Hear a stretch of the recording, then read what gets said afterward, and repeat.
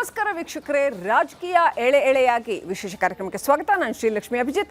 July 20ರಿಂದ August 31ರವರೆಗೆ ಈ ಬಾರಿಯ ಸಂಸತ್ ಮುಂಗಾರು ಅಧಿವೇಶನ ನಡೆಯಲಿದೆ. ಕಳೆದ ಅಧಿವೇಶನದಲ್ಲಿ ಸೋಲುಂಡ ಮಹಿಳಾ ಮೀಸಲಾತಿ ಬಿಲ್ ಹಾಗೂ ಕ್ಷೇತ್ರ ಮರುವಿಂಗಡಣೆ ಮಸೂದೆಯನ್ನ ಮಂಡಿಸೋದಕ್ಕೆ ಕೇಂದ್ರ ಸರ್ಕಾರ ಮತ್ತೊಮ್ಮೆ ಸಜ್ಜಾಗಿದೆ. ಈ ಮಸೂದೆಗಳಿಗೆ ಅಗತ್ಯ ಬೆಂಬಲ ಪಡೆಯೋದಕ್ಕೆ ಎನ್ಡಿಎ ಸರ್ಕಾರ ಅಖಾಡಕ್ಕಿಳಿದಿದೆ. ಅದಾಗಲೇ ನಂಬರ್ ಗೇಮ್ ಶುರು ಮಾಡಿದೆ. ಆ ಬಗೆಗಿನ ರಾಜಕೀಯ ಎಳೆಯಾಗಿ ನಿಮ್ಮ ಮುಂದೆ.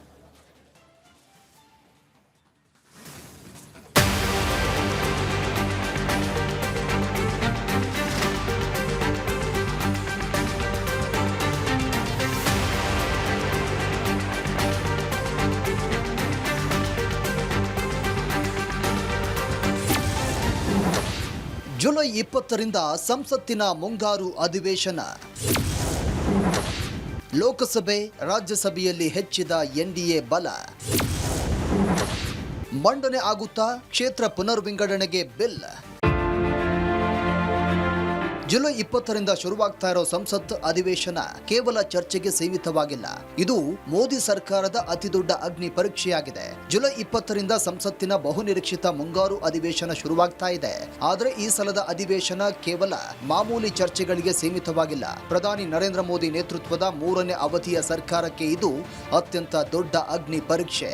ಯಾಕಂದ್ರೆ ಇಡೀ ದೇಶವೇ ಕುತೂಹಲದಿಂದ ಕಾಯ್ತಾ ಇರುವಂತ ಕ್ಷೇತ್ರ ಪುನರ್ವಿಂಗಡಣೆಗೆ ಸಂಬಂಧಿಸಿದ ಸಂವಿಧಾನ ತಿದ್ದುಪಡಿ ಮಸೂದೆಗಳನ್ನ ಸರ್ಕಾರ ಮತ್ತೆ ಅಧಿವೇಶನದಲ್ಲಿ ಮಂಡನೆ ಮಾಡೋಕೆ ಪ್ಲಾನ್ ಮಾಡ್ತಾ ಇದೆ.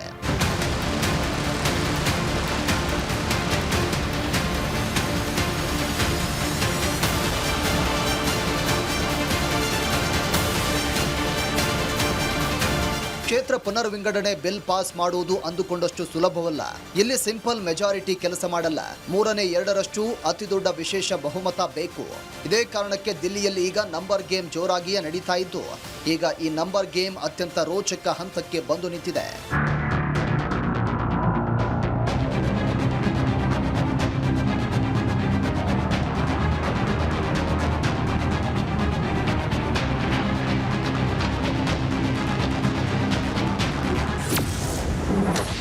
ಹೆಚ್ಚಿದ ಎನ್ಡಿಎ ಬಲ. ಕ್ಷೇತ್ರ ಪುನರ್ವಿಂಗಡಣೆ ಮಸೂದೆ ಪಾಸ್ ಮಾಡಬೇಕು ಅಂದ್ರೆ ಕನಿಷ್ಠ 360 ಸಂಸದರ ಬೆಂಬಲ ಬೇಕು. ಸದ್ಯ ಎನ್ಡಿಎ ಬಳಿ ಒಟ್ಟು 293 ಸಂಸದರಿದ್ದಾರೆ. ಇದೀಗ ಟಿಎಂಸಿಯ 20 ಸಂಸದರು ಎನ್ಡಿಎಗೆ ಬೆಂಬಲಿಸಿದ್ದಾರೆ. ಉದ್ಧವ್ ಬಣದ 6 ಸಂಸದರು ಶಿಂದೆ ಬಣಕ್ಕೆ ಶಿಫ್ಟ್ ಆಗಿದ್ದಾರೆ. ಆಪ್ ತೊರೆದು ಈಗಾಗಲೇ 7 ಸಂಸದರಿಂದ ಎನ್ಡಿಎಗೆ ಬೆಂಬಲ ಸಿಕ್ಕಿದೆ. ವೈಎಸ್ಆರ್ಸಿಪಿ ಪಕ್ಷದ 4 ಸಂಸದರು ಬೆಂಬಲ ಎನ್ಡಿಎಗೆ ಸಿಗಬಹುದು. ಇನ್ನು ಇಂಡಿಯಾ ಒಕ್ಕೂಟದಿಂದ ಹೊರಬಂದ ಡಿಎಂಕೆ ಎನ್ಡಿಎಗೆ ಬೆಂಬಲ ಘೋಷಿಸುವ ಸಾಧ್ಯತೆ ಇದೆ ಅಂತ ಹೇಳಲಾಗ್ತಾ ಇದೆ.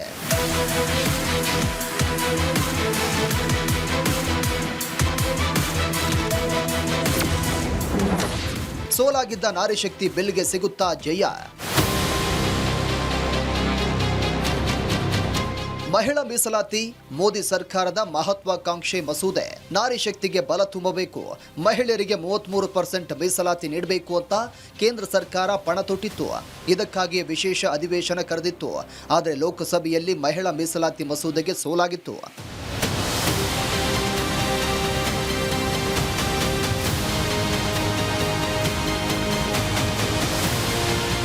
ಲೋಕಸಭೆಯಲ್ಲಿ 48 ಮತಗಳಿಂದ ನಾರಿ ಶಕ್ತಿ ಬಿಲ್ಗೆ ಸೋಲಾಗಿತ್ತು. ಲೋಕಸಭೆಯಲ್ಲಿ ಒಟ್ಟು 528 ಮತ ಚಲಾವಣೆ ಆಗಿತ್ತು. ಬಿಲ್ ಅಂಗೀಕಾರಕ್ಕೆ 326 ಮತಗಳು ಅಗತ್ಯವಿತ್ತು. ಮಹಿಳಾ ಮೀಸಲಾತಿ ಬಿಲ್ ಪರ 298 ಮತ ಬಿದ್ದಿದ್ರೆ, ನಾರಿ ಶಕ್ತಿ ಬಿಲ್ ವಿರುದ್ಧವಾಗಿ 230 ಮತ ಚಲಾವಣೆ ಆಗಿದ್ವು. 3/2 ಬಹುಮತ ಸಿಗದ ಹಿನ್ನೆಲೆ ಬಿಲ್ಗೆ ಸೋಲಾಗಿತ್ತು. ಇದೀಗ ನಾರಿ ಶಕ್ತಿ ಬಿಲ್ ಮಂಡಿಸಲು ಮತ್ತೆ ಎನ್ಡಿಎಗೆ ಬಲ ಸಿಗಲಿದೆ. ಮೋದಿ ಕನಸು ನನಸಾಗುತ್ತಾ ಅಂತ ಕಾದ್ ನೋಡ್ಬೇಕಿದೆ.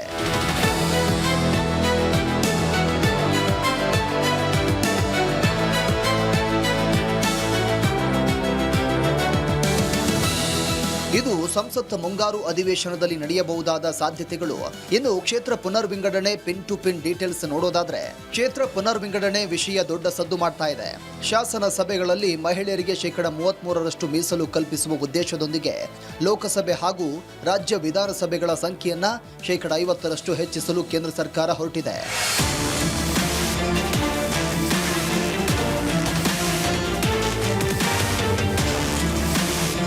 ಪ್ರತಿ 2 ದಶಕಗಳಿಗೆ ಒಮ್ಮೆ ನಡೆಯುವ ಪುನರ್ ವಿಂಗಡಣೆ ಪ್ರಕ್ರಿಯೆಗೆ ಸಾಂವಿಧಾನಿಕ ಅನುಮತಿ ಇದೆ. ಕಾಲಕಾಲಕ್ಕೆ ಅನುಗುಣವಾಗಿ ಬದಲಾಗುವ ಜನಸಂಖ್ಯೆ ಆಧರಿಸಿ ಸಂವಿಧಾನ ತಿದ್ದುಪಡಿ ವಿಧೇಯಕದೊಂದಿಗೆ ಪ್ರಾತಿನಿಧ್ಯ ಬದಲಾಯಿಸುವ ಪ್ರಕ್ರಿಯೆ ಕಳೆದ 1952ರಿಂದ ಸಾಗಿ ಬಂದಿದೆ. 1963, 1973, 2002ರಲ್ಲಿ ಸಂವಿಧಾನ ತಿದ್ದುಪಡಿಯೊಂದಿಗೆ ಪುನರ್ ವಿಂಗಡಣೆ ಕೈಗೊಳ್ಳಲಾಗಿದೆ. ಈಗ 5ನೇ ಬಾರಿ ಕ್ಷೇತ್ರಗಳ ಪುನರ್ರಚನೆ ನಡೀತಾ ಇದೆ.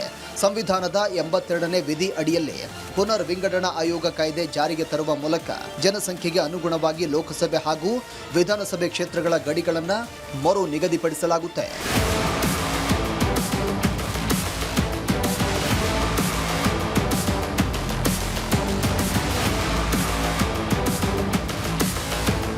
ದೇಶದಲ್ಲಿ ಮೊದಲ ಚುನಾವಣೆ ನಡೆದ 1952ರಲ್ಲಿ ಲೋಕಸಭಾ ಕ್ಷೇತ್ರಗಳ ಸಂಖ್ಯೆಯನ್ನು 489ಕ್ಕೆ ನಿಗದಿಪಡಿಸಲಾಯಿತು.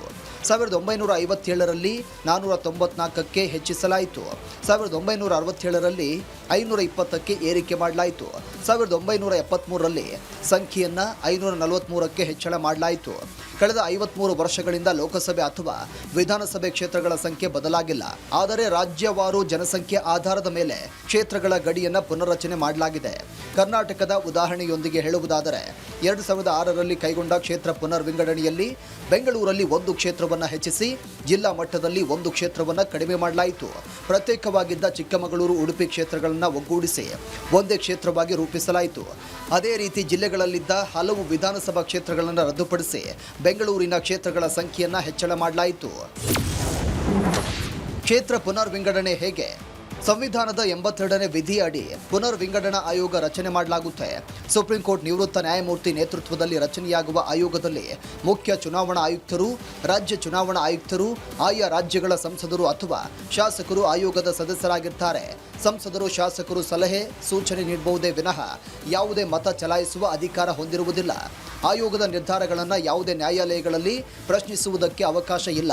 1953ರಲ್ಲಿ ಮೊದಲ ಬಾರಿಗೆ ಪುನರ್ ವಿಂಗಡಣೆ ನಡೆಯಿತು. 1963 ಹಾಗೂ 1973ರಲ್ಲಿ ಜನಸಂಖ್ಯೆ ಆಧರಿಸಿ ಮರು ವಿಂಗಡಣೆ ಜತೆಗೆ ಜನಸಂಖ್ಯೆಯನ್ನು ಹೆಚ್ಚಳ ಮಾಡಲಾಯಿತು.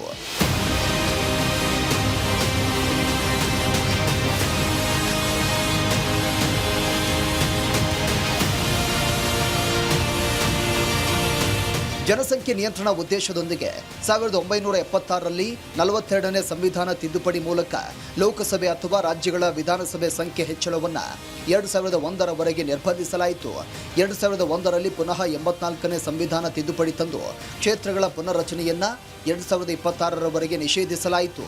2003ರಲ್ಲಿ 87ನೇ ತಿದ್ದುಪಡಿ ತರುವ ಮೂಲಕ 2001ರ ಜನಸಂಖ್ಯೆ ಆಧರಿಸಿ ಕ್ಷೇತ್ರ ಪುನರ್ ವಿಂಗಡಣೆಗೆ ಅವಕಾಶ ನೀಡಲಾಯಿತು.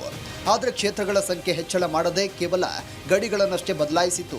ಈ ವೇಳೆ ಅನೇಕ ಕ್ಷೇತ್ರಗಳು ಕಣ್ಮರೆಯಾಗಿ ಜನಸಂಖ್ಯೆ ಹೆಚ್ಚಳಗೊಂಡ ಜಿಲ್ಲೆಗಳಲ್ಲಿ ಸಂಖ್ಯೆ ಹೆಚ್ಚಾಯಿತು. ಕೆಲವು ಜಿಲ್ಲೆಗಳಲ್ಲಿ ಸಂಖ್ಯೆ ಕಡಿಮೆಯಾಯಿತು.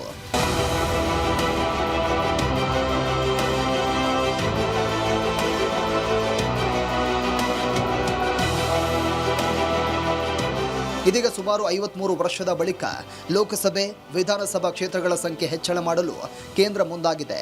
ಇದಕ್ಕೆ ಮಹಿಳಾ ಮೀಸಲು ವಿಷಯವನ್ನು ಸೇರಿಸಲಾಗಿದೆ. ಹಾಲಿ ಇರುವಂತಹ 543 ಕ್ಷೇತ್ರಗಳ ಅಡಿ ಮೀಸಲು ನೀಡಿದರೆ ಮಹಿಳೆಯರಿಗೆ 170 ಕ್ಷೇತ್ರ ಮೀಸಲಾಗಲಿದೆ. ಜೊತೆಗೆ ಪುರುಷರ ರಾಜಕೀಯ ಪ್ರಾತಿನಿಧ್ಯ ಕಡಿಮೆಯಾಗಲಿದೆ ಎಂಬ ಕಾರಣಕ್ಕೆ 50% ಲೋಕಸಭೆ ಹಾಗೂ ವಿಧಾನಸಭೆ ಕ್ಷೇತ್ರಗಳ ಸಂಖ್ಯೆ ಹೆಚ್ಚಿಸಲು ಚಿಂತಿಸಲಾಗಿದೆ. ಹೊಸ ಲೆಕ್ಕಾಚಾರದ ಪ್ರಕಾರ ಲೋಕಸಭೆಯಲ್ಲಿ ಮಹಿಳೆಯರಿಗೆ 273 ಕ್ಷೇತ್ರ ಮೀಸಲು ನಿಗದಿಪಡಿಸುವ ಪ್ರಸ್ತಾಪ ಮಾಡಲಾಗಿದೆ. ರಾಜ್ಯಗಳ ವಿಧಾನಸಭೆಯಲ್ಲೂ ಸೂಕ್ತ ಪ್ರಾತಿನಿಧ್ಯ ಸಿಗಲಿದೆ. ಉದಾಹರಣೆಗೆ ಕರ್ನಾಟಕದಲ್ಲಿರುವಂತಹ ವಿಧಾನಸಭೆಯಲ್ಲಿ 224 ಕ್ಷೇತ್ರಗಳ ಸಂಖ್ಯೆ 336ಕ್ಕೆ ಏರಿಕೆಯಾಗಲಿದ್ದು ಮಹಿಳೆಯರಿಗೆ 110 ಸ್ಥಾನ ಮೀಸಲಿಡಬಹುದಾಗಿದೆ.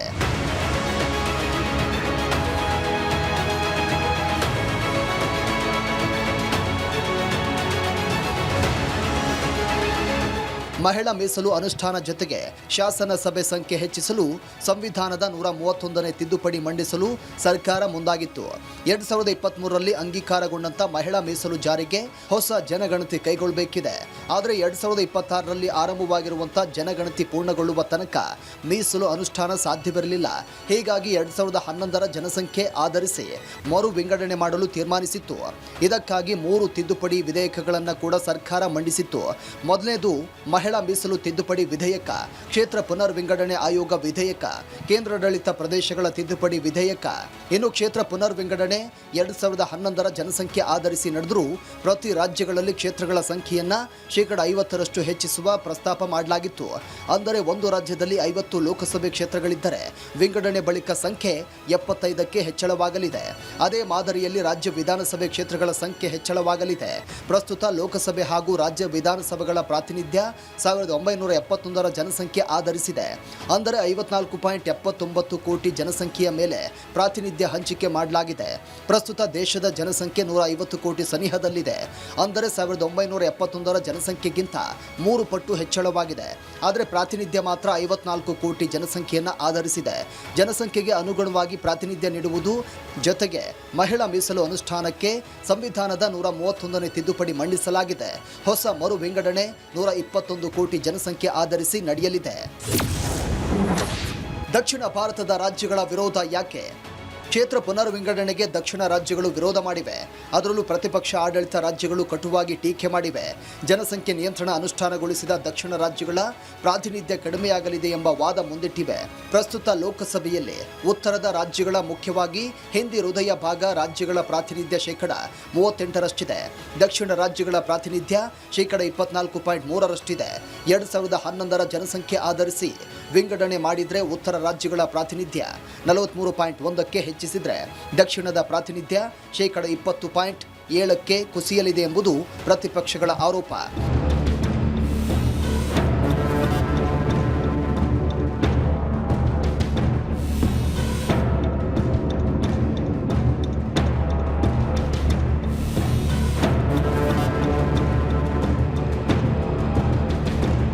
ಎರಡ್ 2011ರ ಜನಸಂಖ್ಯೆಯನ್ನು ಆಧರಿಸಿ ಮರು ವಿಂಗಡಣೆ ಮಾಡಿದರೆ ಕರ್ನಾಟಕದಲ್ಲಿ 13, ತಮಿಳುನಾಡಲ್ಲಿ 10, ಕೇರಳದಲ್ಲಿ 3, ಆಂಧ್ರ ಪ್ರದೇಶದಲ್ಲಿ 8, ತೆಲಂಗಾಣದಲ್ಲಿ 7, ಒಡಿಶಾದಲ್ಲಿ 8 ಕ್ಷೇತ್ರಗಳು ಹೆಚ್ಚಳವಾಗಲಿದೆ. ಆದರೆ ಸರ್ಕಾರ ಎಲ್ಲ ರಾಜ್ಯಗಳಿಗೆ 50% ಅನುಪಾತದಲ್ಲಿ ಹೆಚ್ಚಳದ ಭರವಸೆ ಕೊಟ್ಟಿದೆ.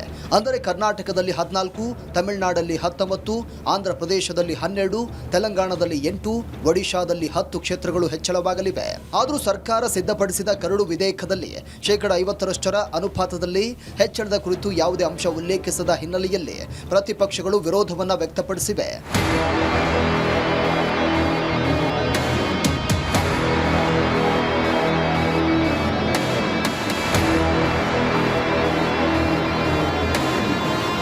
ಸದ್ಯ ಮುಂಗಾರು ಅಧಿವೇಶನದ ದಿನಕ್ಕೂ ಮುಂಚಿತವಾಗಿ ಕೇಂದ್ರ ಸರ್ಕಾರ ಸರ್ವಪಕ್ಷ ಸಭೆ ಕರೆದಿದೆ.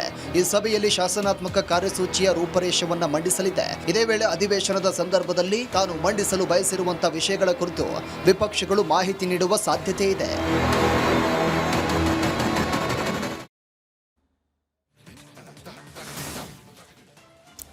ನೋಡಿ, ಕ್ಷೇತ್ರ ಪುನರ್ ವಿಂಗಡಣೆಯ ಮಸೂದೆಯನ್ನು ಮಂಡಿಸೋದಕ್ಕೆ ಈ ಅಧಿವೇಶನದಲ್ಲಿ ಎಲ್ಲ ಸಿದ್ಧತೆಗಳನ್ನು ಮಾಡಿಕೊಂಡಿದೆ ಸರ್ಕಾರ. ಸೊ ಕ್ಷೇತ್ರ ಮರು ವಿಂಗಡಣೆ ಹೇಗಾಗತ್ತೆ ಅಂತ ನೀವು ನೋಡ್ತಾ ಹೋಗೋದಾದರೆ ತೆರೆ ಮೇಲೆ ನೀವು ನಮ್ಮ ಸಂಖ್ಯೆಗಳನ್ನು ಕಾಣ್ತಾ ಇದ್ದೀರಾ.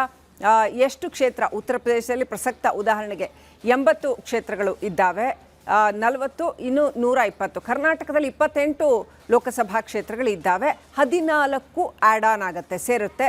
ಅಲ್ಲಿಗೆ 42 ಕ್ಷೇತ್ರಗಳಾಗತ್ತೆ ಒಟ್ಟು. ಹಾಗೆಯೇ ಮಹಾರಾಷ್ಟ್ರದಲ್ಲಿ, ಹಾಗೆಯೇ ತಮಿಳುನಾಡಲ್ಲಿ 39 ಕ್ಷೇತ್ರಗಳು ಹೆಚ್ಚಳ. 39 ಕ್ಷೇತ್ರಗಳು ಇರೋದು, 20 ಕ್ಷೇತ್ರ ಒಟ್ಟು ಹೆಚ್ಚಳ ಆಗುತ್ತೆ.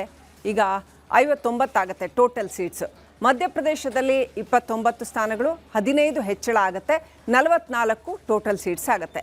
ಆಂಧ್ರ ಪ್ರದೇಶದಲ್ಲಿ 25 ಇದ್ದಾವೆ, 12 ಹೆಚ್ಚಳ ಆಗುತ್ತೆ, ಒಟ್ಟು 37 ಕ್ಷೇತ್ರಗಳಾಗುತ್ತೆ. ಇನ್ನು ಈ ಹಿಂದೆ ಮಹಾರಾಷ್ಟ್ರ ಹೇಳ್ತಾ ಇದ್ದೆ, ಅಲ್ಲಿಗ 48 ಪ್ರಸಕ್ತ ಇದ್ದಾವೆ, 24 ಹೆಚ್ಚುವರಿ ಆದರೆ ಒಟ್ಟು 72 ಸ್ಥಾನಗಳಾಗತ್ತೆ. ಹೀಗೆ ಪ್ರತಿ ರಾಜ್ಯದಲ್ಲೂ ಕೂಡ ಹೆಚ್ಚುವರಿ ಸ್ಥಾನಗಳು ಜೋಡಣೆ ಆಗ್ತಾ ಸಾಕಷ್ಟು ದೊಡ್ಡ ಪ್ರಮಾಣದಲ್ಲಿ ಈ ಒಂದು ಕ್ಷೇತ್ರ ಮರು ವಿಂಗಡಣೆ ಆಗುತ್ತೆ. ಹೆಚ್ಚಿನ ಕ್ಷೇತ್ರಗಳು ಕೂಡ ಆಗುತ್ತೆ. ಬಿಹಾರದಲ್ಲಿ ಉದಾಹರಣೆಗೆ ನೋಡೋದಾದರೆ ಕರೆಂಟ್ಲಿ 40 ಇದ್ದಾವೆ, ಅದಕ್ಕೆ ಇನ್ನು 20 ಹೆಚ್ಚಳ ಆಗುತ್ತೆ, ಒಟ್ಟು 60 ಕ್ಷೇತ್ರಗಳಾಗುತ್ತೆ.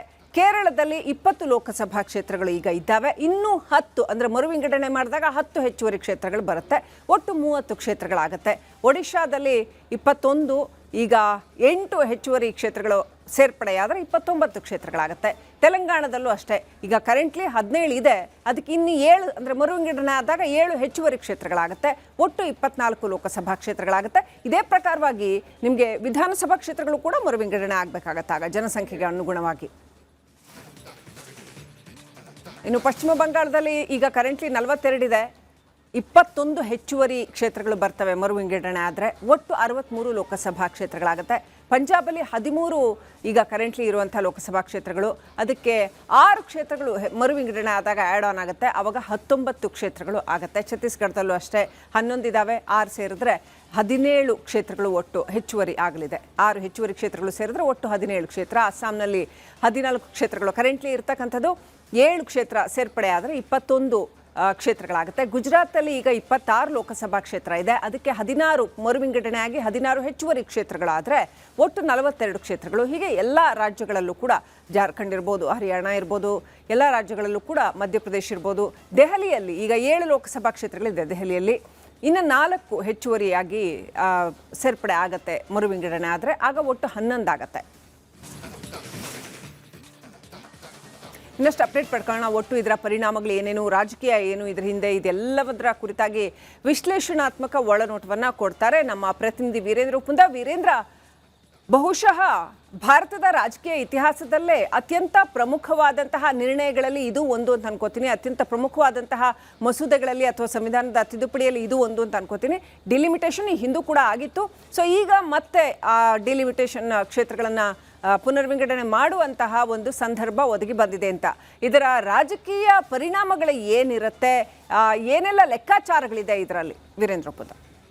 ಶ್ರೀಲಕ್ಷ್ಮಿ, ಈಗ ರಾಜಕೀಯ ಲೆಕ್ಕಾಚಾರ ಅಂತ ನೋಡುವಾಗ ನಾವು ಕರ್ನಾಟಕದ ದೃಷ್ಟಿಯಿಂದ ನೋಡೋದಾದರೆ, ಕರ್ನಾಟಕದ ಒಟ್ಟಾರೆ ಪ್ರಾತಿನಿಧ್ಯ ಎಷ್ಟು ಅನ್ನೋದನ್ನು ಕೂಡ ಗಮನಿಸಬೇಕಾಗಿದೆ. ಈಗ 50% ಸೀಟ್ಸ್ ಹೆಚ್ಚಾಗುತ್ತೆ ಅನ್ನೋದು ಸರಿನೇ, ಏನು ಕೊರತೆ ಆಗೋದಿಲ್ಲ, 50% ಹೆಚ್ಚಿಗೆ ಆಗುತ್ತೆ ಅಂತ. ಆದರೆ ಲೋಕಸಭೆಯಲ್ಲಿ ಕರ್ನಾಟಕದ ಧ್ವನಿ ಅದರಿಂದ ಕುಗ್ಗುತ್ತೋ ಅಥವಾ ಹಿಗ್ಗುತ್ತೋ? ಈಗ ನೋಡಿ, ಇಡೀ ನೀವು 543 ಕ್ಷೇತ್ರಗಳ ಪೈಕಿ ನಮ್ಮದು 28 ಕ್ಷೇತ್ರಗಳನ್ನ ತೆಗೆದುಕೊಂಡ್ರೆ ನಾವು 5.15% ಇದ್ದೀವಿ ಒಟ್ಟಾರೆ ಕ್ಷೇತ್ರಗಳ ಪೈಕಿ. ಈಗ 850ರವರೆಗೂ ಏರಿಕೆ ಮಾಡಲಿಕ್ಕೆ ಅವಕಾಶ ಇದೆ. 816 ಆಗುತ್ತೆ ಅನ್ನೋದು ಲೆಕ್ಕಾಚಾರ. ಅಂದರೆ ಕಳೆದ ಅಧಿವೇಶನ ಸಂದರ್ಭದಲ್ಲಿ ಅಮಿತ್ ಶಾ ಅವರು ಈ ಬಿಲ್ನ ತಂದಾಗ, ಅಂದರೆ ಮಹಿಳಾ ಮೀಸಲಾತಿ ವಿಧೇಯಕದಲ್ಲೇ ಇದನ್ನೂ ಕೂಡ ಒಟ್ಟುಗೂಡಿಸಿ ತಂದಿದ್ದರು. ವಿರೋಧ ಪಕ್ಷಗಳು ವಿರೋಧ ಮಾಡೋದು, ಹೀಗಾಗಿ ಅದನ್ನು ಅವರು ಡಿಲಿಮಿಟೇಷನ್, ಆ್ಯಕ್ಚುಲಿ ಅವ್ರ ಉದ್ದೇಶ ಇದ್ದದ್ದು ಮಹಿಳಾ ಮೀಸಲಾತಿ ಹೆಸರಲ್ಲಿ ಡಿಲಿಮಿಟೇಷನ್ನು ಕೂಡ ಪಾಸ್ ಮಾಡ್ಕೋಬೇಕು ಅನ್ನೋದು ಇತ್ತು ಅನ್ನೋ ಹಿನ್ನೆಲೆಯಲ್ಲೇ ಅದನ್ನು ವಿರೋಧ ಮಾಡಿದ್ದಾಗಿತ್ತು. ಈಗ 816ಕ್ಕೆ ಏರಿಕೆ ಆದ ಸಂದರ್ಭದಲ್ಲಿ ಕರ್ನಾಟಕದ ಪ್ರಾತಿನಿಧ್ಯ ಹಾಗಾದರೆ ಹಿಗ್ಗುತ್ತೋ ಕುಗ್ಗುತ್ತೋ ಅಂತ ನೋಡಿದ್ರೆ 0.1% ಕಡಿಮೆ ಆಗುತ್ತೆ ಅಷ್ಟೇ. ಅಂದರೆ 5.15% ಇದ್ದಿದ್ದು 5.14%ಗೆ ಬರುತ್ತೆ. ಅಂದರೆ ಬಹಳ ದೊಡ್ಡ ವ್ಯತ್ಯಾಸ ರಾಜ್ಯದ ದೃಷ್ಟಿಯಿಂದ ಆಗ್ತಾ ಇಲ್ಲ ಅನ್ನೋದು ಮೇಲ್ನೋಟ ಗೋಚರ್ತಾ ಇದೆ. ಹಾಗಾದರೆ ದಕ್ಷಿಣ ಭಾರತಕ್ಕೆ ಬರೋಣ. ನೆಕ್ಸ್ಟ್ ನಾವು ದಕ್ಷಿಣ ಭಾರತದಲ್ಲಿ ಒಟ್ಟು ಎಷ್ಟು ಕ್ಷೇತ್ರಗಳಿದೆ? 129 ಕ್ಷೇತ್ರಗಳಿದೆ 543 ಪೈಕಿ. ಅದರಲ್ಲಿ ಈಗ 50% ಹೆಚ್ಚಿಗೆ ಮಾಡಿದ್ರೆ ಎಲ್ಲಿಗೆ ಹೋಗುತ್ತೆ ಅಂದರೆ 195ಕ್ಕೆ ಹೋಗುತ್ತೆ. ಅಂದರೆ ಯಾವ ರೀತಿ ಇದೆ ಅಂದರೆ, ಈ ಲೆಕ್ಕಾಚಾರಗಳು ನೋಡ್ತಾ ಹೋದರೆ ಎಲ್ಲೂ ಕೂಡ ಕೈಬಟ್ಟು ಮಾಡಿ ತೋರಿಸ್ಲಿಕ್ಕೆ ಅವಕಾಶ ಇಲ್ಲದ ಹಾಗೆಯೇ ಪ್ಲಾನ್ ಮಾಡಿಯೇ ಮಾಡಿದ್ದಾರೆ. ಅದೇ ಕಾರಣಕ್ಕಾಗಿ ಬಹುಶಃ ಈಗ DMK ನಾವು ಕೂಡ ಸಪೋರ್ಟ್ ಮಾಡ್ತೀವಿ, ತಮಿಳುನಾಡಿನ ಹಿತಾಸಕ್ತಿಗೆ ಯಾವುದೇ ರೀತಿಯಲ್ಲೂ ಭಂಗ ಬರದೇ ಹೋದರೆ, ಧಕ್ಕೆ ಆಗದೆ ಹೋದರೆ ಅಂತ ಯಾಕೆ ಮುಂದುವರ್ತಿದ್ದಾರೆ ಅಂದರೆ ಅವರಿಗೂ ಅರ್ಥ ಆಗಿದೆ ಇದು ಅಂತ. ಇವೆಲ್ಲವೂ ಕೂಡ ಅರ್ಥ ಆಗಿದೆ. ಆದರೆ ರಾಜಕೀಯ ಇದ್ರ ನಡುವೆ ಒಂದು ರಾಜಕೀಯ ಇರುತ್ತಲ್ಲ. ಈ ಹಿಂದೆ ಅವರು ಇಂಡಿಯಾ ಒಕ್ಕೂಟದಲ್ಲಿದ್ದರು, INDIA ಒಕ್ಕೂಟದಲ್ಲಿದ್ದರು. ಆ ಇಂಡಿಯಾ ಒಕ್ಕೂಟದಲ್ಲಿದ್ದ ಕಾರಣಕ್ಕಾಗಿ ಅವರಿಗೆ ಒಂದು ತಡೆಗೋಡೆ ಇತ್ತು. ಈಗ ಕಾಂಗ್ರೆಸ್ TVKನ ಸಪೋರ್ಟ್ ಮಾಡ್ತಿರೋದ್ರಿಂದ DMK ಕೂಡ ಈಗ ಸಪೋರ್ಟ್ ಮಾಡಲಿಕ್ಕೆ ರೆಡಿ ಆಗಿರುವಂತಹ ಒಂದಷ್ಟು ಗೆಸ್ಚರ್ನ ಈಗಾಗಲೇ ಪಾಸ್ ಮಾಡಿದ್ದಾರೆ. ಸ್ಟಾಲಿನ್ ಬಹಿರಂಗವಾಗಿ ಮಾತನಾಡಿದ್ದಾರೆ ಅನ್ನುವಂಥದ್ದು. ಇನ್ನೊಂದು ಕಡೆ ನೋಡಿ, NCP ಕೂಡ, ಸುಪ್ರಿಯಾ ಸುಲೆ ಅವರು ಕೂಡ ಇದನ್ನು ಹೇಳಿದ್ದಾರೆ. ನಾವು ನಿನ್ನೆ ಕೂಡ ಮಾತನಾಡುವಾಗ ಇದನ್ನು ಡಿಸ್ಕಸ್ ಮಾಡಿದ್ವಿ ನಿಮ್ಮ ಜೊತೆ ಮಾತನಾಡುವಾಗ ಶ್ರೀಲಕ್ಷ್ಮಿ. ಬಹುಶಃ ಆ ದೃಷ್ಟಿಯಿಂದ ನೋಡೋದಾದರೆ ಒಟ್ಟಾರೆ ಭಾರತ ಅಂತ ತೆಗೆದುಕೊಳ್ಳೋಣ. ಈಗ ಕರ್ನಾಟಕ ಆಯಿತು, ದಕ್ಷಿಣ ಭಾರತ ಆಯಿತು, ಇಡೀ ಭಾರತದ ಚಿತ್ರಣವನ್ನು ತೆಗೆದುಕೊಳ್ಳೋಣ. 816ಕ್ಕೆ ಹೋಗುತ್ತೆ. ಇದ್ದ ವಾದ ಏನು? ಜನಸಂಖ್ಯೆಯ ಆಧಾರಿತವಾಗಿ ನೀವೇನಾದರೂ ಪುನರ್ವಿಂಗಡಣೆ ಮಾಡಿದ್ದೇ ಆದರೆ ದಕ್ಷಿಣ ಭಾರತದಲ್ಲಿ ಬಹಳ ಯಶಸ್ವಿಯಾಗಿ ಜನಸಂಖ್ಯಾ ನಿಯಂತ್ರಣವನ್ನು ಮಾಡಲಾಗಿತ್ತು. ಆದರೆ ಉತ್ತರದ ಭಾರತದ ರಾಜ್ಯಗಳಲ್ಲಿ ಅದಾಗಿಲ್ಲ. ನೀವು ಜನಸಂಖ್ಯೆ ಆಧಾರಿತವಾಗಿ ಮಾಡಿದ್ರೆ ಅಲ್ಲಿಗೆ ಹೆಚ್ಚು ಕ್ಷೇತ್ರಗಳು ಹೋಗುತ್ತೆ ಅನ್ನೋ ವಾದವೇ ಅಲ್ವಾ ಇದ್ದಿದ್ದು ಶ್ರೀಲಕ್ಷ್ಮಿ. ಅದೇ ಕಾರಣಕ್ಕಾಗಿ ಈಗ 50% ಅನ್ನುವಂಥದ್ದು ತಂದಿದ್ದವರು. ಹಾಗೆ ನೋಡ್ಲಿಕ್ಕೆ ಹೋದರೆ ಆ ದೃಷ್ಟಿಯಿಂದಲೂ ಕೂಡ ಈಗ ಯಾವುದೇ ರೀತಿಯಲ್ಲೂ ಕೂಡ ದಕ್ಷಿಣ ಭಾರತಕ್ಕಾಗಲಿ ಕರ್ನಾಟಕಕ್ಕಾಗಲಿ ಅನ್ಯಾಯ ಆಗೋದಿಲ್ಲ, ಈ ವಾದವನ್ನು ಕೂಡ ಕೇಂದ್ರ ಸರ್ಕಾರ ಮಂಡನೆ ಮಾಡ್ತಾ ಇದೆ ಅನ್ನುವಂಥದ್ದು. ಹೀಗಾಗಿ ಬಹುಶಃ ವಿರೋಧ ಪಕ್ಷಗಳಿಗೂ ಕೂಡ ಇದೆಲ್ಲವೂ ಅಂದರೆ ಅಟ್ಲೀಸ್ಟ್ DMKಗೆ, NCPಗೆ ಈ ರೀತಿ ಪ್ರಾದೇಶಿಕ ಪಕ್ಷಗಳಿಗೆ ಒಂದಷ್ಟು ಕನ್ವಿನ್ಸ್ ಆದ ಹಾಗೆ ಮೇಲ್ನೋಟಕ್ಕೆ ಗೋಚರಿಸ್ತಾ ಇದೆ. ಬಹುಶಃ ಈ ಬಾರಿಯ ಅಧಿವೇಶನದಲ್ಲಿ ಅದೇ ಹಿನ್ನೆಲೆಯಲ್ಲಿ ಇಷ್ಟು ದೊಡ್ಡ ಸೀರಿಯಸ್ ಡಿಬೇಟ್ ಆಗ್ತಾ ಇರೋದು ಅದೇ ಕಾರಣಕ್ಕಾಗಿ. ಯಾಕಂದರೆ ನೋಡಿ 360 ಬೇಕು, ಸ್ಪೆಷಲ್ ಮೆಜಾರಿಟಿ ಬೇಕು. ಯಾಕಂದರೆ ಕಾನ್ಸ್ಟಿಟ್ಯೂಷನ್ 131st ಅಮೆಂಡ್ಮೆಂಟ್ 131ನೇ ಸಂವಿಧಾನದ ತಿದ್ದುಪಡಿ ಆಗಿರೋದ್ರಿಂದ 2/3 ಬಹುಮತ ಬೇಕಾಗುತ್ತೆ. ಆ ಲೆಕ್ಕದಲ್ಲಿ ಈಗಿರುವ 543 ಸ್ಥಾನಗಳ ಪೈಕಿ ಅವರಿಗೆ 360 ಸ್ಥಾನಗಳು ಬೇಕಾಗುತ್ತೆ. ಈಗ NDA ಬಳಿ ನೇರವಾಗಿ ಡೈರೆಕ್ಟಾಗಿ 300 ಸ್ಥಾನಗಳಿದೆ, ಇನ್ನು 60 ಸ್ಥಾನಗಳು ಬೇಕು. ಸೊ ಅದನ್ನು ಕೂಡ ಕ್ರೋಢೀಕರಿಸುವ ನಿಟ್ಟಿನಲ್ಲಿ ಎಲ್ಲ ಬೆಳವಣಿಗೆಗಳು ಕೂಡ ಪೂರಕವಾಗಿ ಗೋಚರಿಸ್ತಾ ಇದೆ ಅನ್ನುವಂಥದ್ದು. ಆ ದೃಷ್ಟಿಯಿಂದ ನೋಡೋದಾದರೆ ಬಹುಶಃ NDA ಏನು ಪ್ಲಾನ್ ಮಾಡ್ಕೊಂಡಿದೆ ಅದೇ ಪ್ರಕಾರ ಈ ಬಾರಿ ಅಧಿವೇಶನದಲ್ಲಿ ಅದು ಪಾಸ್ ಆಗುವಂಥ ಸಾಧ್ಯತೆಗಳು ಮೇಲ್ನೋಟಕ್ಕೆ, ಅಂದರೆ ಈಗಾಗಲೇ ವಿರೋಧ ಪಕ್ಷಗಳು ಪ್ರಾದೇಶಿಕ ಪಕ್ಷಗಳ ರಿಯಾಕ್ಷನ್ ನೋಡಿದ್ರೆ ಆಗುವ ಹಾಗೆ ಮೇಲ್ನೋಟಕ್ಕೆ ಗೋಚರಿಸ್ತಾ ಇದೆ. ಶ್ರೀಲಕ್ಷ್ಮಿ. ವೀರೇಂದ್ರ ಪುಂದ, ಇನ್ನು ಈ ಸಾರಿ ಈ ಎರಡು ಮಸೂದೆಗಳು, ಮಹಿಳಾ ಮೀಸಲಾತಿ ಬಿಲ್ ಇರ್ಬೋದು, ಈ ಡಿಲಿಮಿಟೇಷನ್ ಬಿಲ್ ಇರ್ಬೋದು, ಈ ಎರಡೂ ಕೂಡ ಪಾಸ್ ಆಗುತ್ತಾ ರಾಜ್ಯಸಭೆ ಮತ್ತು ಲೋಕಸಭೆಯಲ್ಲಿ? ಅದಕ್ಕೆ ಬೇಕಾದಂತಹ ನಂಬರ್ಸ್ ಇದೆಯಾ? ಅಂಕಿ ಸಂಖ್ಯೆಗಳ ಲೆಕ್ಕಾಚಾರ ಯಾವ ರೀತಿನಲ್ಲಿದೆ? ಎಸ್, ನಾನು ಅದಕ್ಕೆ ಬಂದಿದ್ದೆ. ನೋಡಿ, ಹೇಳಿದ್ನಲ್ಲ, ಒಟ್ಟು 360 ಸ್ಥಾನಗಳು ಬೇಕಾಗಿರುವಂಥದ್ದು. NDA ಬಳಿ ಎಷ್ಟಿದೆ? ನಾನು ಲೋಕಸಭೆ ಲೆಕ್ಕ ಹೇಳ್ತಾ ಇದ್ದೀನಿ ಮೊದಲು ಶ್ರೀಲಕ್ಷ್ಮಿ. NDA ಬಳಿ ಈಗ ಎಷ್ಟಿದೆ ಅಂದರೆ ಅವರೇ ಎಲ್ಲ ಮೈತ್ರಿಕೂಟಗಳ ಸಂಖ್ಯೆಯನ್ನು ಸೇರಿಸಿದ್ರೆ 300ರಷ್ಟಿದೆ. ಇನ್ನು 60 ಸ್ಥಾನಗಳು ಬೇಕು. ಒಂದು ವೇಳೆ DMK NCP ಅವರು ಡೈರೆಕ್ಟಾಗಿ ಸಪೋರ್ಟ್ ಮಾಡಿದ್ದೆ ಆದರೆ, ಆ್ಯಕ್ಚುಲಿ ಏನಿತ್ತು ಗೊತ್ತಾ ಶ್ರೀಲಕ್ಷ್ಮಿ, ಆದರೂ ಕೂಡ ಒಂದು ವೇಳೆ DMK ನೇರವಾಗಿ ಸಪೋರ್ಟ್ ಮಾಡಲಿಲ್ಲ ಅಂದರೂ ಪಾಸ್ ಮಾಡ್ಕೊಳ್ಳೋಕೆ ಅವ್ರು ಐಡಿಯಾ ಮಾಡಿದರು. ಯಾವ ರೀತಿ? DMK ಪ್ರತ್ಯಕ್ಷವಾಗಿ ಬರದೇ ಹೋದರೂ ಅವ್ರು ಆಬ್ಸೆಂಟ್ ಆದರೆ ಸಾಕು, ಅವ್ರು ಆಬ್ಸೆಂಟ್ ಆದರೂ ಕೂಡ ಪಾಸ್ ಆಗುತ್ತೆ ಅಲ್ಲಿ. ಕಳೆದ ಬಾರಿಯೂ ಆ ಲೆಕ್ಕಾಚಾರ ನಡೆದಿತ್ತು, ಆದರೆ DMK ಬರಲಿಲ್ಲ. ನೀವು ನೋಡಿದ್ರಿ, ಕನಿಮೋಳಿ ಅವರೆಲ್ಲ ನೇರವಾಗಿ ನಿಂತದನ್ನು ವಿರೋಧ ಮಾಡಿದ್ರು, on the floor of the house ಕೂಡ ಅದನ್ನು ವಿರೋಧ ಮಾಡಿದ್ರು. ಹೀಗಾಗಿ ಅದಾಗಲಿಲ್ಲ. ಆದರೆ ಈ ಬಾರಿ ಅವರು ಆಬ್ಸೆಂಟ್ ಆಗೋದ್ರಲ್ಲಿ ಯಾವ ಅನುಮಾನ ಉಳಿದಿರಲಿಲ್ಲ. ಆದರೆ ಈಗ ಇನ್ನೂ ಒಂದು ಹೆಜ್ಜೆ ಮುಂದೆ ಬಂದುಬಿಟ್ರಲ್ಲ ಅವರು, ಇಲ್ಲ ನಾವು ತಮಿಳುನಾಡಿನ ಹಿತಾಸಕ್ತಿಗೆ ಧಕ್ಕೆ ಆಗೋದಿಲ್ಲ ಅನ್ನೋದಾದರೆ ನಾವು ಸಪೋರ್ಟ್ ಮಾಡಲಿಕ್ಕೆ ರೆಡಿ ಇದ್ದೀವಿ ಅಂತ ಹೇಳಿದ್ಮೇಲೆ ಬಹುಶಃ ನಂಬರ್ಸಲ್ಲಿ ಯಾವ ದೊಡ್ಡ ವ್ಯತ್ಯಾಸವು ಹಿನ್ನಡೆಯೂ ಆಗುವಂಥ ಲಕ್ಷಣಗಳು ಮೇಲ್ನೋಟಕ್ಕೆ ಗೋಚರಿಸ್ತಾ ಇಲ್ಲ. ಅದರಲ್ಲೂ ಕೂಡ ನೋಡಿ, ಸುಪ್ರಿಯಾ ಸುಲೆ ಅವರು ಕೂಡ ಬಹಿರಂಗವಾಗಿ ಹೇಳಿಕೆ ಕೊಟ್ಬಿಟ್ರು, ನಾವು ರೆಡಿ ಇದ್ದೀವಿ ಡಿಸ್ಕಷನ್ಗೆ, ಸಪೋರ್ಟ್ ಮಾಡಬಹುದು ಅನ್ನೋ ಮಾತನ್ನು ಅಧಿಕೃತವಾಗಿ ಹೇಳಿದ ಮೇಲೆ ಬಹುಶಃ ಇನ್ನು ಹೆಚ್ಚು ಸಮಸ್ಯೆಗಳು ಆಗಲಿಕ್ಕಿಲ್ಲ ಅನ್ನೋದು ಮೇಲ್ನೋಟಕ್ಕೆ ಗೋಚರಿಸ್ತಾ ಇದೆ. ಶ್ರೀಲಕ್ಷ್ಮಿ. ಅಂದ್ರೆ ಎಲ್ಲ ರಾಜಕೀಯ ಪಕ್ಷಗಳು ಈ ಒಂದು ಬದಲಾವಣೆಗೆ, ಅಂದ್ರೆ ಇದನ್ನ ವಿರೋಧಿಸ್ತಾ ಎಷ್ಟು ದಿನ ಹೆಚ್ಚು ದಿನ ತಳ್ಳೋಕ್ಕಾಗಲ್ಲ, ಹಾಗಾಗಿ ಈ ಬದಲಾವಣೆಗೆ ನಾವು ಹೊಂದ್ಕೊಳ್ಳೋದೇ ವಾಸಿ ಅಂತ ಆ ಒಂದು ಮೈಂಡ್ ಸೆಟ್ಗೆ ಬರ್ತಾ ಇದ್ದಾವ. ಮತ್ತೆ ಇದಕ್ಕೆ ಯಾವ ಥರ ಪ್ರಿಪ್ರೇಷನ್ಸ್ ರಾಜಕೀಯ ಪಕ್ಷಗಳು ಮಾಡ್ಕೊಳ್ತಾ ಇದ್ದಾವೆ? ಮತ್ತೆ ಇದು ಬಿಲ್ ಪಾಸ್ ಆದ್ರೆ ಇದು ಯಾವಾಗಿಂದ ಅಸ್ತಿತ್ವಕ್ಕೆ ಬರುತ್ತೆ? ಯಾವ ಚುನಾವಣೆಯಿಂದ ಇದು ಆರಂಭ ಆಗತ್ತೆ? ಈಗ ನೀವು ಕೊನೆ ಕೇಳಿದ್ರಲ್ಲ, ತುಂಬ ರೆಲೆವೆಂಟ್. ಅದನ್ನು ಅಲ್ಲಿಂದನೇ ಆರಂಭ ಮಾಡ್ತೀನಿ. ಯಾವಾಗಿಂದ ಇಂಪ್ಲಿಮೆಂಟ್ ಆಗುತ್ತೆ ಅನ್ನೋ ವಿಚಾರ ಇದೆಯಲ್ಲ, ಯಾಕಂದರೆ ರಾಜಕಾರಣಿಗಳು ಮತ್ತು ರಾಜಕೀಯ ಪಡಸಾಲೆಯಲ್ಲಿ ಅತಿ ಹೆಚ್ಚು ಚರ್ಚೆ ಆಗ್ತಾ ಇರೋದೇ ಇದು. ಯಾವಾಗ ಈ ಕರ್ನಾಟಕದಲ್ಲಿ 2028ಕ್ಕೆ ಎಲೆಕ್ಷನ್ ಇದೆ, ಆ ಟೈಮ್ಗೆ ಇಂಪ್ಲಿಮೆಂಟ್ ಆಗಿಬಿಡುತ್ತಾ ಇದು? 2029ಕ್ಕೆ ಲೋಕಸಭಾ ಚುನಾವಣೆ. ಯಾಕಂದರೆ ಕ್ಷೇತ್ರಗಳ ಪುನರ್ವಿಂಗಡಣೆ ಅಂದರೆ ಬರೀ ಲೋಕಸಭಾ ಕ್ಷೇತ್ರಗಳಷ್ಟೇ ಅಲ್ಲ, ವಿಧಾನಸಭಾ ಕ್ಷೇತ್ರಗಳು ಪುನರ್ವಿಂಗಡಣೆ ಆಗುತ್ತೆ. ಕಳೆದ ಬಾರಿ ಆಗಿರೋದು ಯಾವಾಗ ಕರ್ನಾಟಕದಲ್ಲಿ? 2008ರಲ್ಲಿ ವಿಧಾನಸಭಾ ಚುನಾವಣೆ ಆಯ್ತಲ್ಲ, ಆಗ ಕ್ಷೇತ್ರಗಳ ಪುನರ್ವಿಂಗಡಣೆ ಆದ ನಂತರ ಈಗೇನು ನಾವು ಕ್ಷೇತ್ರಗಳನ್ನ ನೋಡ್ತಾ ಇದ್ದೀವಿ, ಆ ಕ್ಷೇತ್ರಗಳಲ್ಲಿ 224 ಕ್ಷೇತ್ರಗಳು ನೋಡಿ. ಆಗ ನಂಬರಲ್ಲಿ ಯಾವ ವ್ಯತ್ಯಾಸವೂ ಆಗಿರಲಿಲ್ಲ ಶ್ರೀಲಕ್ಷ್ಮಿ. ಯಾಕಂದರೆ ನಂಬರಲ್ಲಿ ವ್ಯತ್ಯಾಸ ಮಾಡಲಿಕ್ಕೆ, ಹೆಚ್ಚು ಕಡಿಮೆ ಮಾಡಲಿಕ್ಕೆ ಅಲ್ಲಿ ಅನುಮತಿಯೇ ಇರಲಿಲ್ಲ. ಆ ಕಾರಣಕ್ಕಾಗಿ ಈ ಬಾರಿ ಬಹುಶಃ ಐ ಥಿಂಕ್ 1971 ನಂತರ ಫಾರ್ ದಿ ಫಸ್ಟ್ ಟೈಮ್ ನಂಬರಲ್ಲಿ ವ್ಯತ್ಯಾಸ ಆಗ್ತಾಯಿದೆ, ಕ್ಷೇತ್ರಗಳ ಸಂಖ್ಯೆಯಲ್ಲಿ ವ್ಯತ್ಯಾಸ ಆಗ್ತಾಯಿದೆ. ಆ ದೃಷ್ಟಿಯಿಂದ ನೋಡೋದಾದರೆ, ಅಂದರೆ ಒಂದು ಸರ್ಕಾರ ಮನಸ್ಸು ಮಾಡಿದ್ದೆ ಆದರೆ, ನಾನು ಮಾಜಿ ಮುಖ್ಯಮಂತ್ರಿ ಒಬ್ಬರ ಜೊತೆ ಮಾತಾಡ್ತಾ ಇದ್ದೆ, BJP ಅವ್ರ ಜೊತೆ ಮಾತಾಡ್ತಾ ಇದ್ದೆ. ಅವ್ರಿಗೆ ಕೇಳಿದೆ ನಾನು, 28ಕ್ಕೆ ನಮ್ಮ ವಿಧಾನಸಭಾ ಚುನಾವಣೆ ಹೊತ್ತಿಗೆ ಇದು ಆಗ್ಬೋದಾ, ಇಂಪ್ಲಿಮೆಂಟ್ ಆಗ್ಬೋದಾ ಕೇಳಿದೆ. ಅವ್ರು ಏನು ಹೇಳಿದ್ರು ಗೊತ್ತಾ? ಕೇಂದ್ರ ಸರ್ಕಾರ ತನ್ನ ಇಚ್ಛಾಶಕ್ತಿಯನ್ನು ಪ್ರಯೋಗಿಸಿದ್ದೇ ಆದರೆ, ಮಾಡಬೇಕು ಅನ್ನೋದೇ ಆದರೆ ಖಂಡಿತ ಮಾಡ್ಬೋದು, ಮಾಡ್ಲಿಕ್ಕೆ ಆಗಲ್ಲ ಅನ್ನೋಂಥದ್ದು ಏನೂ ಇಲ್ಲ. ಅವ್ರು ಇನ್ಫ್ಯಾಕ್ಟ್ ಅವ್ರು ಇನ್ನೂ ಒಂದು ಹೆಜ್ಜೆ ಮುಂದೆ ಹೋದ್ರೆ ಏನು ಹೇಳಿದ್ರು ಗೊತ್ತಾ? ವೀರೇಂದ್ರ, ನೀವು ಕರ್ನಾಟಕದ ವಿಧಾನಸಭೆ ಕೇಳ್ತಾ ಇದ್ದೀರಿ, ಅವ್ರ ಪ್ಲ್ಯಾನು ಉತ್ತರ ಪ್ರದೇಶ್ ವಿಧಾನಸಭಾ ಚುನಾವಣೆ ಇದೆಯಲ್ಲ ಅದಕ್ಕೂ ಮೊದಲೇ ಮಾಡಬೇಕು ಅಂತ ಇದೆ. ಸಾಧ್ಯ ಆಗಿದ್ದೆ ಆದರೆ ಅಷ್ಟೊಳಗೆ ಮಾಡಿದ್ರು ಮಾಡ್ಬೋದು. ಅಂದರೆ ಅವರೊಂದು ವಿಲ್ ಪವರ್ನ ಯೂಸ್ ಮಾಡಿದ್ದೇ ಆದರೆ ಖಂಡಿತ ಆಗುತ್ತೆ ಅನ್ನೋ ಮಾತನ್ನು ಹೇಳಿದ್ರು. ಅದು ಸತ್ಯ ಕೂಡ. ಮಾಡಲಿಕ್ಕೆ ಆಗಲ್ಲ ಅನ್ನುವಂಥದ್ದು ಏನೂ ಇಲ್ಲ. ಅದು ಕೇಂದ್ರ ಸರ್ಕಾರದ ರಾಜಕೀಯ ಇಚ್ಛಾಶಕ್ತಿಯ ಮೇಲೆ ಆಧಾರಿತವಾಗಿರುತ್ತೆ. ಹಿಂದೆ 2008ರಲ್ಲಿ ನಾವು ನೋಡಿದ್ದೀವಿ, ಬಟ್ ಆಗ ಸ್ವಲ್ಪ ಡಿಲೇ ಆಗಿತ್ತು ಇನ್ಫ್ಯಾಕ್ಟ್ ಹೇಳಬೇಕು ಅಂದರೆ. ಯಾಕಂದರೆ ನೋಡಿ, 2001-2ರಲ್ಲಿ ತೀರ್ಮಾನ ತೆಗೆದುಕೊಂಡ್ರು ಪುನರ್ವಿಂಗಡಣೆ ಅಂತ.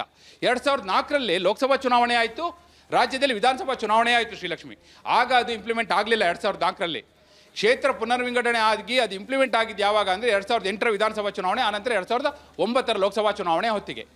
ಆ ದೃಷ್ಟಿಯಿಂದ ನೋಡೋದಾದರೆ ಖಂಡಿತವಾಗಿಯೂ ಕೇಂದ್ರ ಸರ್ಕಾರ ಇಲ್ಲ ನಾವು ಇಂಪ್ಲಿಮೆಂಟ್ ಮಾಡಬೇಕು ಅನ್ನುವ ಲೆಕ್ಕಾಚಾರಕ್ಕೆ ಬಂದಿದ್ದೇ ಆದರೆ ಮಾಡ್ಬೋದು. 2028ರೊಳಗೂ ಆಗ್ಬೋದು, ಇಲ್ಲ ಕನಿಷ್ಠ ಅವ್ರು 2029ರೊಳಗಾಗೂ ಮಾಡೇ ಮಾಡ್ತಾರೆ ಅನ್ನುವಂಥದ್ದು ಮೇಲ್ನೋಟ ಗೋಚರ್ತಾ ಇದೆ. ಆದರೆ ನೀವೀಗ ಹುಡುಕು ನೋಡಿದ್ರೆ ನೀವು ಸಾರ್ವಜನಿಕ ಚರ್ಚೆಗಳನ್ನ ನೋಡಿದ್ರೆ ಇಲ್ಲ ಇದು 2034ಕ್ಕೆ ಆಗೋದು ಅನ್ನುವಂಥದ್ದು ಕಾಣುತ್ತೆ. ಬಟ್ ಇಂಟರ್ನಲಿ ನಾನು ಹೇಳ್ದಲ್ಲ, ಕೆಲವರು ಆಫ್ ದ ರೆಕಾರ್ಡ್ ಮಾತನಾಡಿದಾಗ ನಾನು ಹೇಳ್ದಲ್ಲ, BJP ಒಬ್ಬರು ಮಾಜಿ ಮುಖ್ಯಮಂತ್ರಿಯೇ ಹೇಳಿದ್ರು ಇಲ್ಲ ಮನಸ್ಸು ಮಾಡಿದ್ರೆ ಇದಾಗುತ್ತೆ, ಆ ರೀತಿಯ ಲೆಕ್ಕಾಚಾರದಲ್ಲಿ BJP ಹೈಕಮಾಂಡ್ ಇದೆ, ಅಮಿತ್ ಶಾ ಅವರು ನರೇಂದ್ರ ಮೋದಿ ಅವರು ಇದ್ದಾರೆ ಅಂತೇಳಿ ಅವ್ರ ಹೆಸರು ತಗೊಂಡಿದ್ದರಿಂದಲೇ ಅವರು ಕೂಡ ಹೆಸರು ಹೇಳಿಲ್ಲ. ನಾವು ಹೆಸರು ಹೇಳಲು ಇಚ್ಛಿಸಿದ ಮೂಲಗಳು ಅಂತ ಹೇಳ್ಬೋದು Srilakshmi. Right, thank you Veerendra ಒಪ್ಪಂದ.